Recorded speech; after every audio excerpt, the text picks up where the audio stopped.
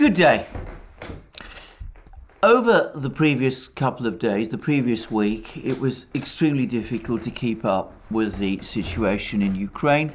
The situation had become incredibly dynamic. There was a Ukrainian offensive in Kherson region, which began at the very tail end of August. And then we had the situation in Kharkiv region with the Ukrainian offensive, which has taken place there. Over the last 2 days, things have been much more stable. It seems that the Russian forces have taken up their positions along the Oskol River line. There's some sort of a gathering of Ukrainian forces near Ugledar and talk of a Ukrainian offensive being launched from there.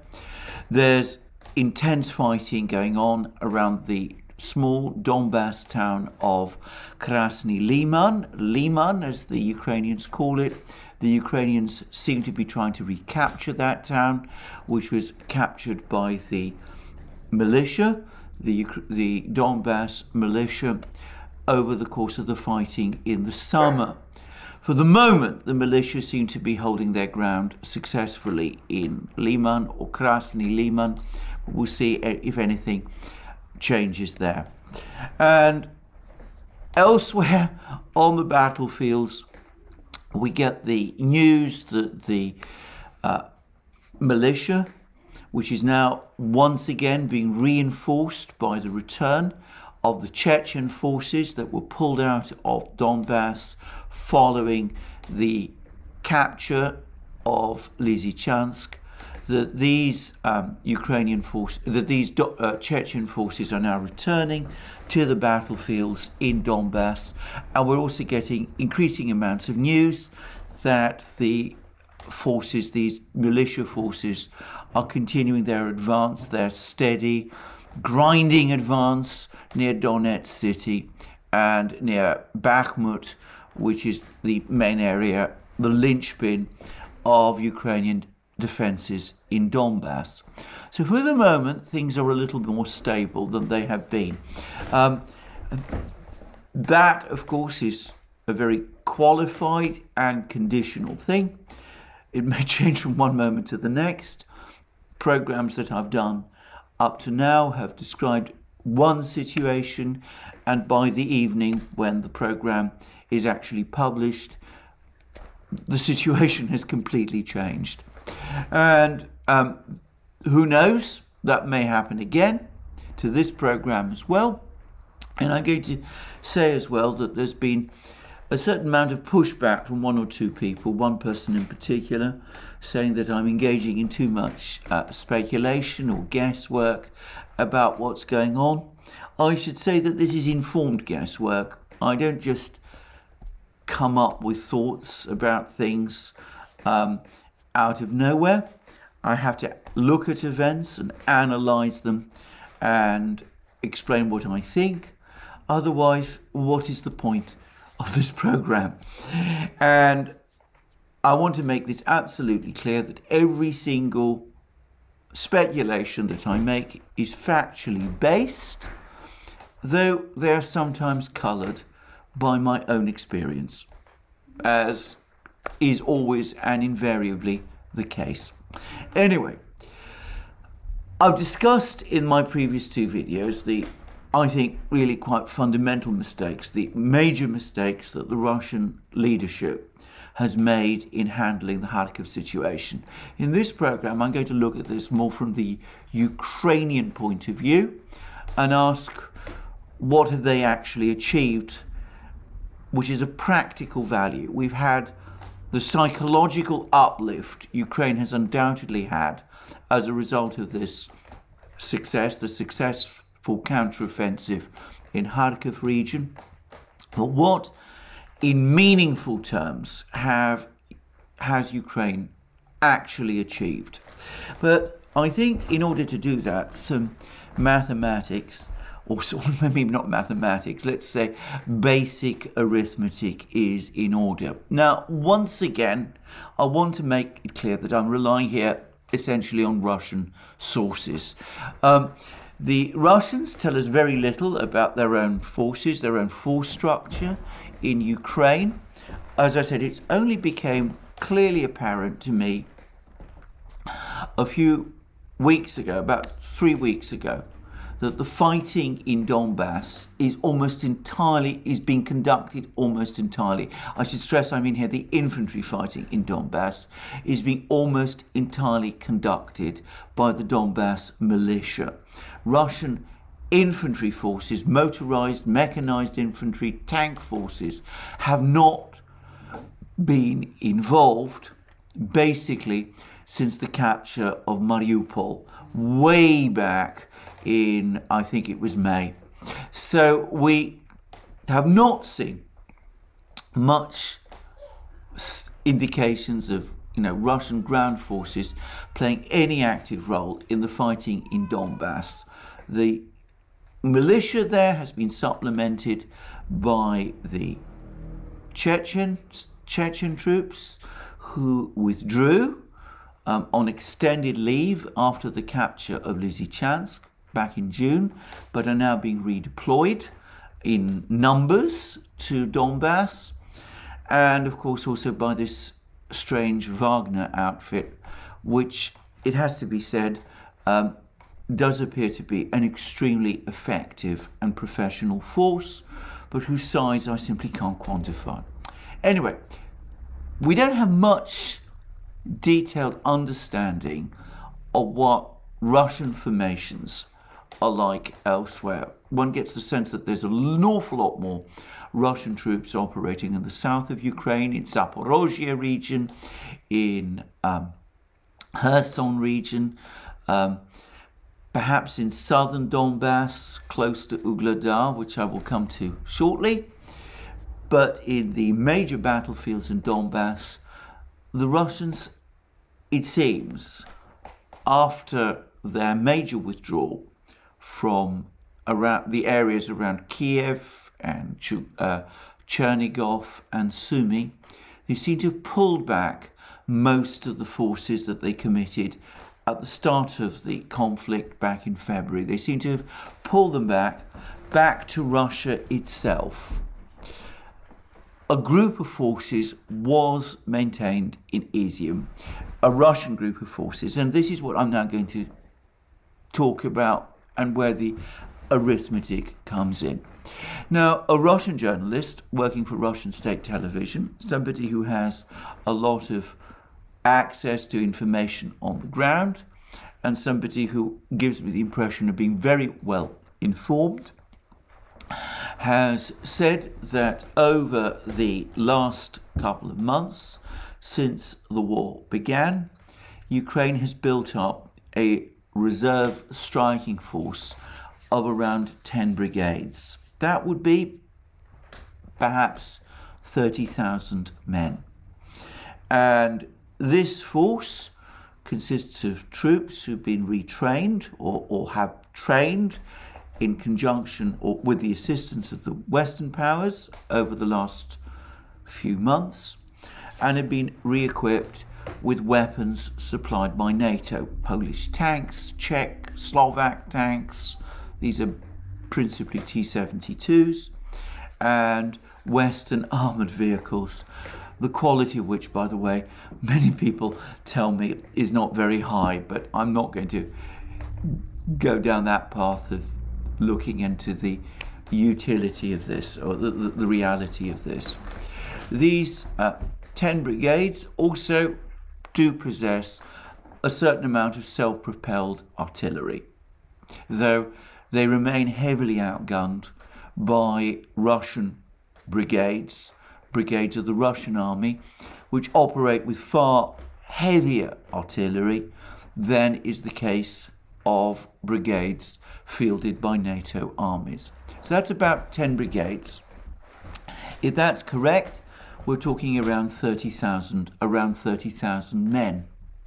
Now, that doesn't, of course, approximate to some of these staggering numbers about Ukrainian forces that we are hearing. I mean, there's been talk about Ukraine having a 1 million-man army, a force of hundreds upon hundreds of thousands, all equipped with Western weapons, it seems much more plausible that in terms of the re-equipped reserve that Ukraine has been building up since the start of the war, a force of around 30,000 out of an aggregate Ukrainian armed army of perhaps around 300,000, that seems to me to be approximately correct. Now, this same journalist, the same Russian journalist, said that Ukraine divided this force in September and that a part of it was committed to the attack, the offensive in Kherson region, and another part of it was committed to the attack in Kharkiv. And that, by the way, corresponds fairly closely to what we know about these two offensives. The offensive in Kharkiv region appears to have involved around the equivalent of about 5 brigades of Ukrainian troops. That would be around 15,000 men. And the first wave of Ukrainian forces committed to the Kherson offensive, the forces that we saw carrying out the initial assault attacks in the Kherson offensive, they also numbered around 15,000 men, and they were clearly equipped with Polish tanks and Western armoured vehicles, and that, as I said, corresponds closely to the information this particular Russian journalist has given us. So Ukraine, instead of holding back this force of 30,000 trained troops, as apparently the Ukrainian General Staff has advised, instead of retaining this reserve and using it and perhaps building up on it, has instead launched it into 2 offensives, one in Kherson region, one against Kharkiv region. Now, assuming all of this is correct, and I've no reason to doubt it, it seems to be based on fairly accurate information which the Russians possess.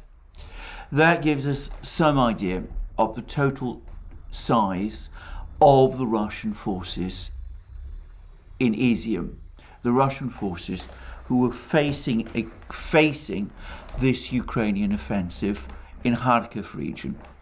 A Russian civilian official who had the task of administering this region says that the Russian forces in the Izium-Balaklia area were outnumbered by the Ukrainians by around 8-1.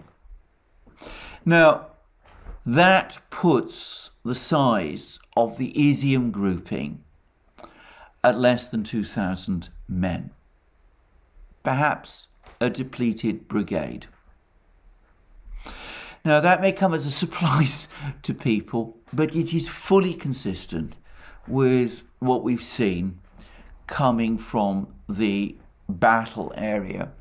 There were no Russian regular troops in Balaklia. There don't seem to have been any Russian regular troops in Kupiansk or that area where the fighting took place near the Oskol River. In fact, there don't seem to have been many Russian regular troops at all in any part of this region. So a force of perhaps 2,000 men in Izium is consistent with what we've seen of this battle. Now that, I'm afraid, bears out my view about what has been happening probably over the course of several weeks, which is that the Russians have been drawing down their forces in Izium for some time. And Andrei Martyanov has said that over a fairly lengthy period of time, a large number of people. Civilians were also being quietly evacuated from this area of the conflict, and though I'm afraid quite a few have remained, and some Russian channels are claiming that they're now experiencing reprisals from the Ukrainian troops who've occupied this area, which of course I cannot confirm. But anyway, putting all that aside, it seems likely that that force had been depleted, and the fact that if civilians were indeed being told to leave, then that suggests that the Russians some time ago decided to evacuate their forces from this part of Kharkiv region. And it's all consistent with the overall picture which we have seen. So, a drawdown of Russian forces, a relatively small number of Russian troops in Izium, a Ukrainian offensive launched in this area by Ukraine using these freshly trained and freshly equipped troops, built up brigades, built up apparently over the last couple of months, and re-equipped with Western equipment, thrown into battle against a very weakened force, and obviously planning to encircle this very weakened Russian force. And by the way, this is not, again, speculation. It's all over the Russian internet that that was the Ukrainian plan. And the penultimate report, by the way, from the British Ministry of Defence, well, I read it as indicating some disappointment that the plan to encircle and to destroy the Russian grouping in Izium, 2,000 men, whatever it was that was there, that there's been some disappointment that that was not achieved. So Ukraine has recaptured an extensive amount of territory. It's humiliated Russia. It's given Ukrainian troops all over the battlefield an enormous spring in their step. It's also demoralized the Russians themselves. But what it has practically achieved is the recapture of two relatively small places: Izium, which before the war had a population of around 40 to 50,000, Balaklia, which had a population of 20 to 25,000, and a number of villages which apparently had become largely deserted. There's no major industrial facilities apparently in this area, though Izium was something of a logistics hub. This is not apparently very useful or strong territory. It might also be, though I'm not certain that this is correct, territory which the Ukrainians might find as difficult to hold on to as the Russians did. The Russians, lacking a clearly defined front line on the western flank of their Izium group, had to spend an inordinate amount of time parrying Ukrainian attacks on their western flank. Pulling back to the Oskol River, which is what the Russians appear to have done, appears to have stabilized their western flank and to have given them a barrier, a clear barrier that they can build against. And if it is indeed the case that these Iranian drones are going to appear on the scene fairly soon, and the Iranians perhaps have given their first hint that these drones are indeed on the way, then the Russians will now have a system, drones, that they can deploy in quantity, which should enable them to patrol the Oskol River and perhaps also patrol other rivers like the Ingulets in Kherson region, enabling them to destroy Ukrainian pontoon bridges before they're completed, intercept Ukrainian infiltrators, do that kind of thing. So Ukraine has captured a certain amount of territory. but it has also suffered very heavy losses. Now, I've been one of these people who've been wondering about these claims that the Russians repeatedly make about the heavy losses that they claim to have inflicted on the Ukrainians. I've always had difficulty understanding how the Russians are able to give these very precise figures, which, to be honest, I still don't know. I mean, no doubt there are ways of doing it. Maybe they've broken into Ukrainian communications. Maybe they're tracking the communications that the hospital people are doing. I have no idea. But increasingly, these numbers that the Russian Ministry of Defense churns out every day for the number of Ukrainian troops who have been killed in the fighting, they are increasingly getting corroborated by other sources. And by other sources, I mean Ukrainian sources. Now, when we stack up the casualties that the Ukrainian forces that carried out the Kharkiv offensive have suffered from Russian artillery and airstrikes and missile strikes, then we are talking about losses of perhaps 2,500 up to 3,000 men killed, if you believe the Russian figures, out of an aggregate force of around 15,000 men. And the losses suffered by the Ukrainian forces that were deployed against Kherson region, well, they are apparently bigger still. So 6,000 to 8,000 men out of your reserve, your total reserve, your built-up reserve of around 30,000.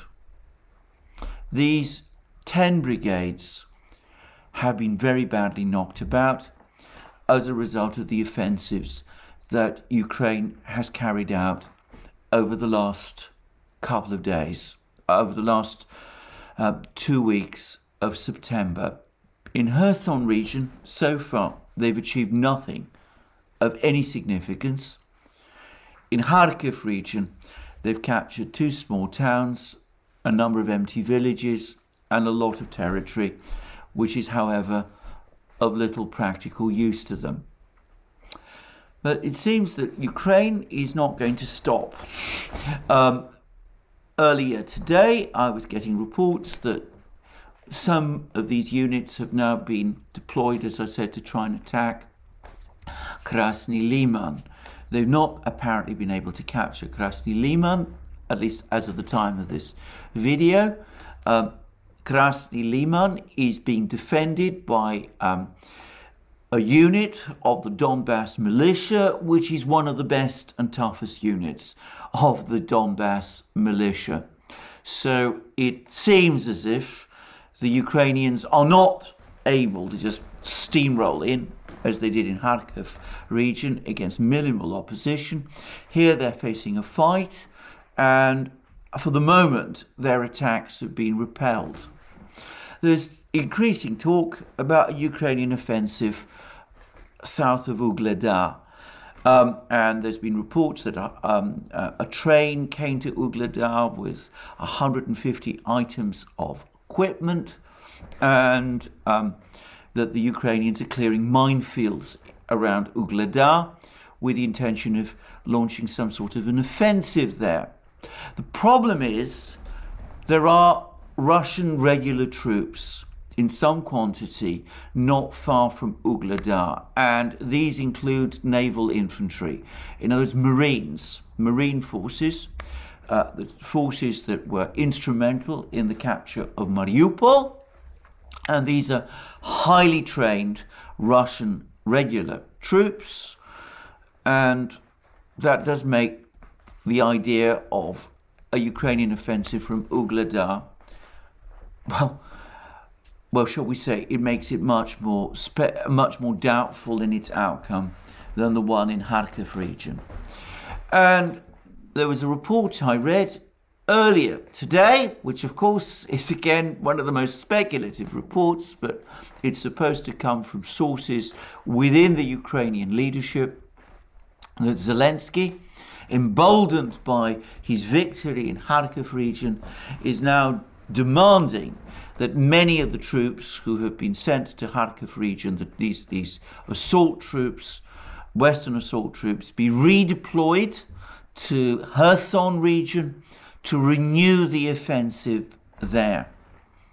Now, to me, that looks like Ukraine frittering away its reserves, exactly as the General Staff apparently warned Zelensky would happen when they apparently advised against launching any offensives at all. I'm not going to add up all the numbers because of losses, because this is all very speculative still, based on Russian claims. But if we're talking about, say, 4,000 on the Kherson front, 4,000 men killed, 2,000 in the Kharkiv front, 2,500 on the Kharkiv front, perhaps 3,000 killed. Let's say 6,000 to 7,000 men in total. That's a fifth of your total trained reserve that's already been killed. Now, one of the myths about this war, which I've discussed many times, is that Ukraine has a bottomless reserve of troops that it can simply throw away in the fighting, that they can just keep on coming, sending human wave after human wave against the Russian defenders until those defenders are overwhelmed. I'm not going to repeat what I said. I discussed this whole theory, this idea, in a program I did recently. I said that, in my opinion, Ukraine is not fighting the war in that way, and that if it tried to fight that war, it would certainly lose. But what is true, it seems to me, is that the Ukrainians at the moment are in serious danger of getting dizzy with success. Whatever you may think about the events of the last couple of weeks, and I've made it fairly clear what I think about them, the Russians, it's clear, have suffered very few casualties on the Kharkiv front. Their force in Izium, such as it was able to withdraw intact. Even the various Rosgvardia detachments that were deployed across Kharkiv region to maintain order, to deal with Ukrainian infiltrators, to deal with that kind of thing, they too were apparently withdrawn with hardly any losses. A Ukrainian soldier himself admitted that in the fighting in Kherson region, Ukraine loses 5 men for every Russian soldier killed. And Bernhardt of the Moon of Alabama thought that the ratio might be even greater, more like 10 to 1. And I'm not going to argue with him. So Ukraine is throwing away large numbers of lives of its best soldiers on these offensives, which in Kherson region have achieved nothing, and which in Kharkiv region have won what is essentially and ultimately a psychological victory. It can't keep on doing this, and not only can it not keep on doing this, if it continues to do this, it could very well find itself in a position where its key reserve has been thrown away. Now, over the last couple of days, I've noticed lots of people on various Telegram channels have been coming up with all sorts of parallels with battles in the Second World War. There's been a lot of discussion, in my opinion, and I'm going to say this straight away, discussion which I don't find relevant or meaningful about the Kharkov offensive, the ill-starred Kharkov offensive, the spring of 1942 in this particular area of Donbass, of Kharkov region. And there have been other parallels as well. But perhaps a better way of looking at this, if you want us to draw historical parallels, which by the way is always a dangerous thing to do, is to consider what happened during the Second World War in the West, in the period between roughly December and 1944 and January 1945. Germany, in the preceding period, had actually managed to build up a significant number of armoured forces. And there's stories, I mean, I'm not a military historian, but I read that the German staff wanted to husband these resources so that they could block off whatever offensives the Western Allies and the Soviets were planning over the previous months. But the German leadership had other ideas, and there were, in fact, between December and January, a whole succession of German offensives. The one that most people know about is the one that took place, most people in the West know about, is the one that took place in the Ardennes in 1944, but there was also offensives in Hungary. There was, by the way, an offensive in Italy. There were all kinds of offensives in all sorts of places. And none of these offenses ultimately changed the course of the war.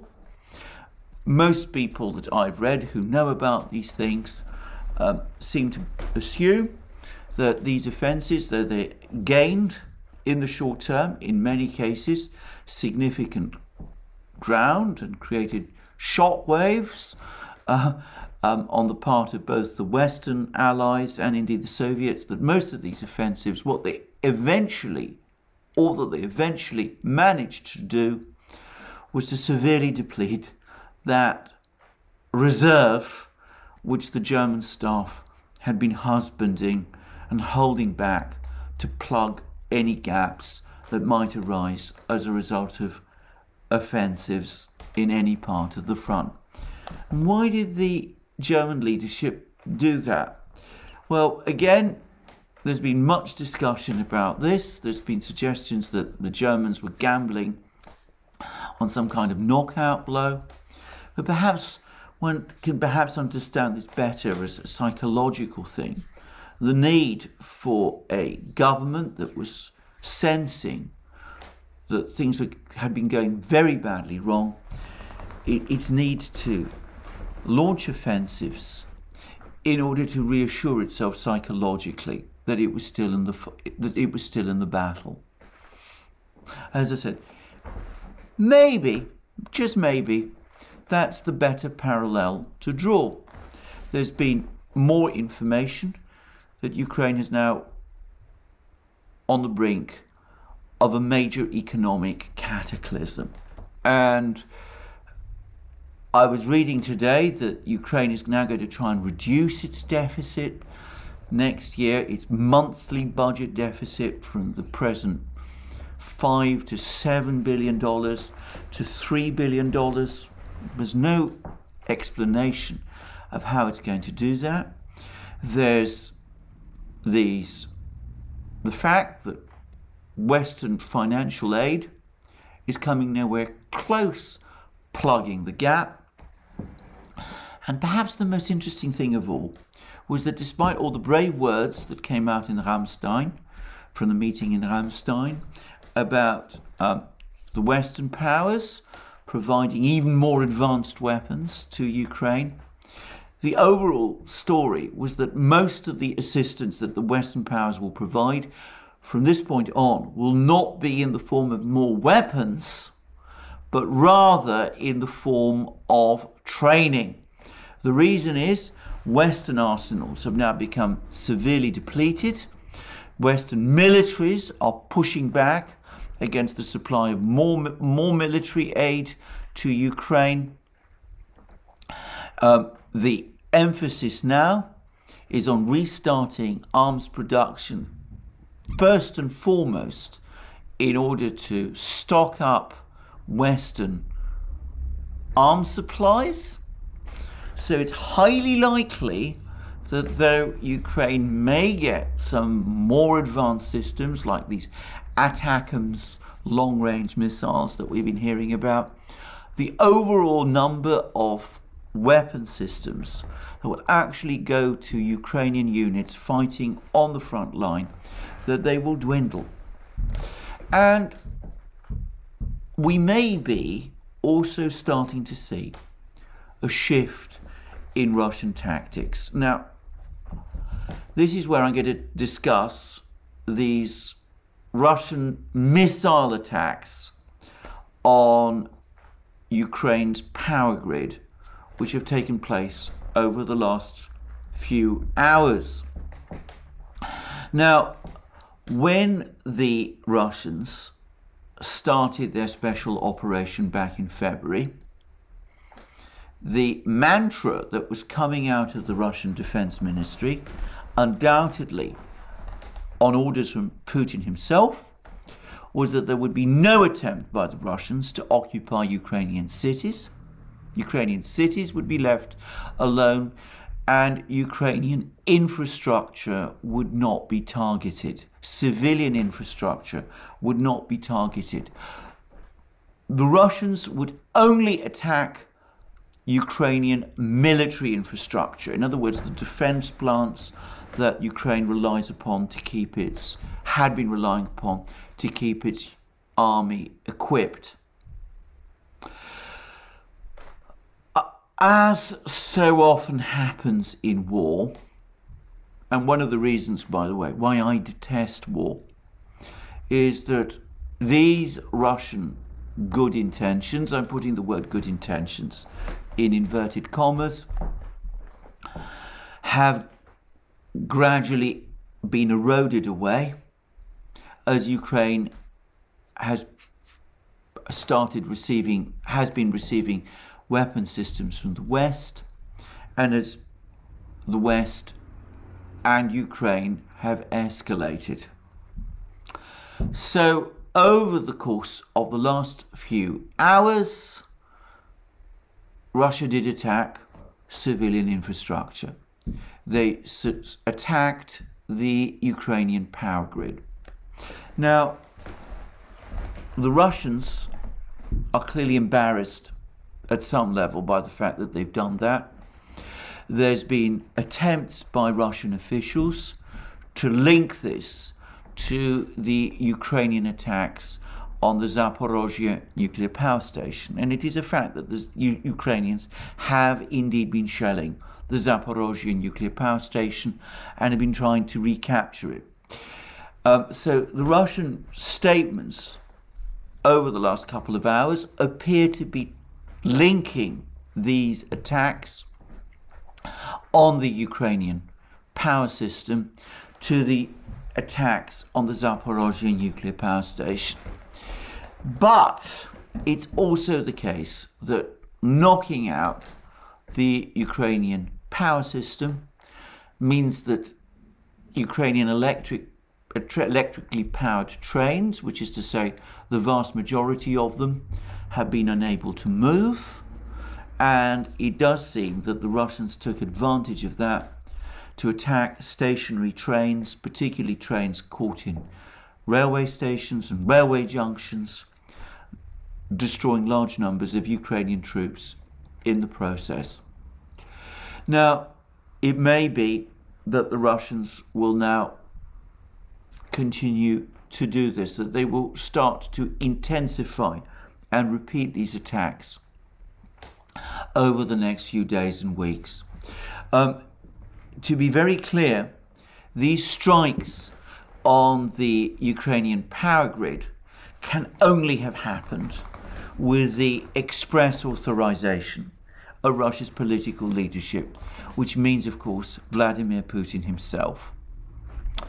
So, what we say is that the Ukrainians have made gains on the battlefields, but the risk they run is that those gains will be ephemeral and that Ukraine's strategic position is going to continue to deteriorate. And if the Russians, by the way, continue attacks on the Ukrainian power grid, they will intensify even more. All of this as Ukraine's economy reels towards collapse. Ukraine's reserve may have been depleted, its military reserves may have been depleted, and as Ukraine's people suffer even further. Let me reiterate again what I have been saying all along. Ukraine has gained its psychological win over the last few days. It can't gamble. It's reckless for Ukraine and its leadership to gamble that they really do have the Russians on the back foot. Perhaps they do. But all the indications to me suggest that the Russians are much more likely, given the political stakes for the Russian leadership, if nothing else, which I've discussed in recent programs. It's much more likely to me, it seems much more likely to me that the Russians will hold out and perhaps escalate, that they'll do the things that I've been discussing over previous programs, send more troops to Ukraine. They have them in abundance. Any idea that the Russians can't match 30,000 Western trained troops from the huge reserves that they have in their own country is fatuous. Anyway, that the Russians will at least match whatever the Ukrainians have and quite likely exceed it. And of course the Russians still have this enormous advantage. In fact, it's probably increasing, of being able to launch missile strikes anywhere in Ukraine that they wish, and their air force has been operating both over Kherson region and over Kharkiv region almost unchallenged. So rather than talk about victory, what the Ukrainian leadership needs to do is to cash in its winnings over the last few days and sit down and talk peace. They may be in a stronger position to do that than they have ever been at any time since the abortive negotiations in March and April. The risk they run is that if they don't, the situation could reverse again. And in conditions of an economic crisis, not just in Ukraine, but in Europe itself, they might find again that whatever window for negotiations they still have has closed, and perhaps closed permanently. Anyway, that's me for the day. We'll see what the Ukrainians do. For the moment, as I said, they're dizzy with success, despite, as I said, these massive attacks on their infrastructure and the heavy losses that they have apparently suffered. But perhaps if they sober down over the next few days and weeks, maybe they will start to shift gear. But we will see what they do.